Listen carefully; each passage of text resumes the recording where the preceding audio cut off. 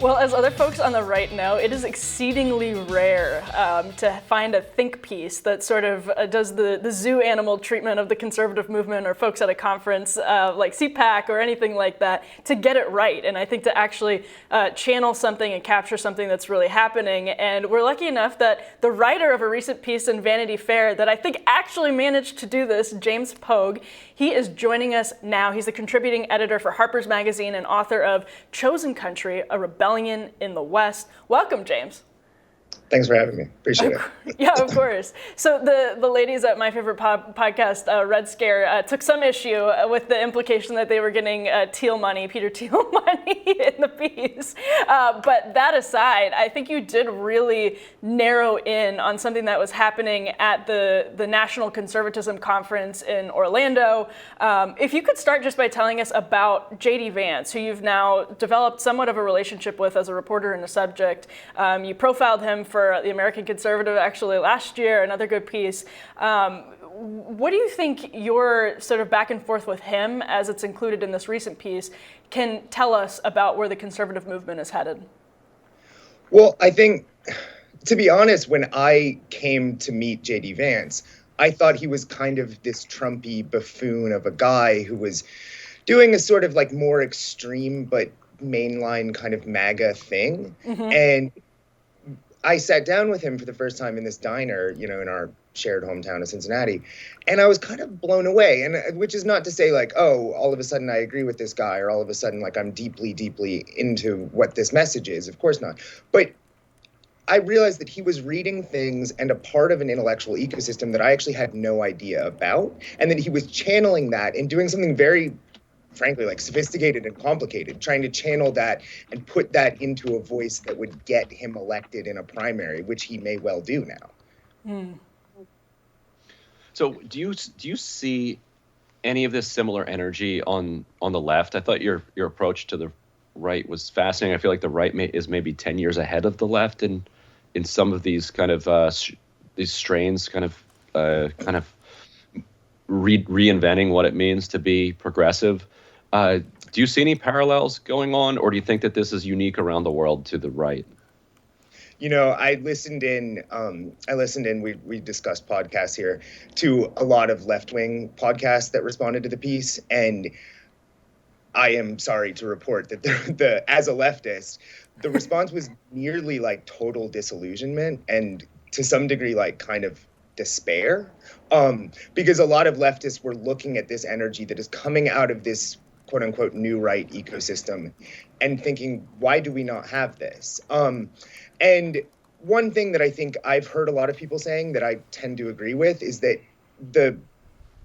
what someone on Twitter called the institutional suppression of the Bernie movement disillusioned people so much that a lot of them turned, as we mentioned Red Scare, turned sort of from an identifying with what you might call the left towards this new right or this post-left or whatever, this weird kind of ecosystem that doesn't really have a name that I tried to name here. But yeah, I mean, I personally am very disillusioned. I personally don't think we have it on the left, and I wish we did. Mm-hmm. Right. And one of the things that I think sets your piece apart, and Red Scare actually touched on this a little bit, is you do seem to have a fundamental sort of respect and interest in the people that you're covering over the course of this piece. And the media really does like to demonize, as you said, your experience with JD Vance, thinking of him as this caricature. He's actually a very thoughtful, kind of mild-mannered guy. But when you sit down with them or you spend time, having a few drinks, sharing some cigarettes with them outside of the Hilton in Orlando, you get a different picture of what folks are actually right. So as a leftist, what is your impression sort of some of the folks that make up the new right? You talk about Amanda Milius, you talk to her in the piece, you talk to Blake Masters, JD Vance, all kinds of people that you met down in Orlando.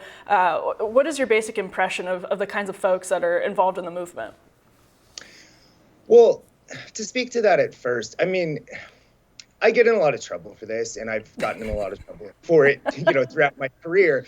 But I don't tend to think that people act in bad faith, like some of us in the media do. And there's a certain level of, once you get into politics, people act in bad faith. But generally, I take my subjects in good faith. And like, that's a very hard thing to do as a left-wing journalist. As regards to, JD or Blake or this guy I talk about in the piece, Curtis Yarvin. Yeah. I talk, maybe I shouldn't reveal this, but I talk to Curtis a lot, via text. And throughout the course of the piece, I talk to Curtis a lot. Not because I'm, sort of, red-pilled by Curtis Yarvin in his weird mind ways of convincing me that he's really right, but because I wanted to get stuff right. And I would text him when I thought that I was mischaracterizing something he said. I would text him, and when he said something controversial, I would text him. And because of that, I have a kind of relationship with him that is not personally close. We don't hang out, and I think that stuff can get very difficult. But my basic impression in this long answer is that people are really, really struggling to analyze why America is not working right now. Yes. And America is not working right now. And someone is going to have to come up with an answer for why that is. I personally don't really care about these left-right paradigms as much as I used to. That is not to say that I'm not a leftist, but I think that we have to start listening to some answers across a spectrum, because this is not working out. And how much of this movement is kind of a top down or kind of intellectually concentrated?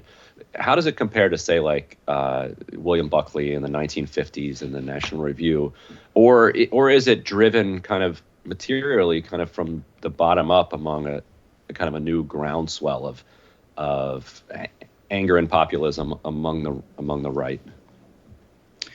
Well, to go back to the first thing you guys asked me, I mean, Red Scare got very mad at me for supposedly implying that they were taking money from Peter Thiel. In the piece, you will note that I specifically did not say they are taking money from Peter Thiel.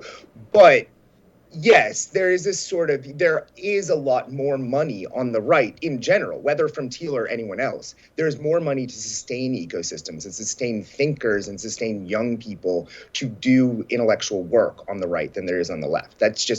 It's long been true. It's because on the left, you guys have Vanity Fair, NBC, CBS, Hollywood. I would probably say that's the left. Yeah, exactly. I have to think that's just... But yeah, I mean, I guess getting back to that, like, I came to it, I will speak for my own self. I came to it by finding interest in the upward groundswell. I came to it by, I met JD, I met Blake, and then I started listening to these podcasts, and I was like, wait, what is going on? And so, like, I'll name check, like, I started listening to this thing, the Fed Post and Good Old Boys, and then you see on Good Old Boys, these, you get like Michael Anton, veteran of a presidential administration, talking to these guys, and you're like, wait, where did this come from? And the truth is, I think it would be hard to say. I think some of it was organic. I think, obviously, some of it, when you get some of these people like Anton and stuff who shifted over, started talking about the regime.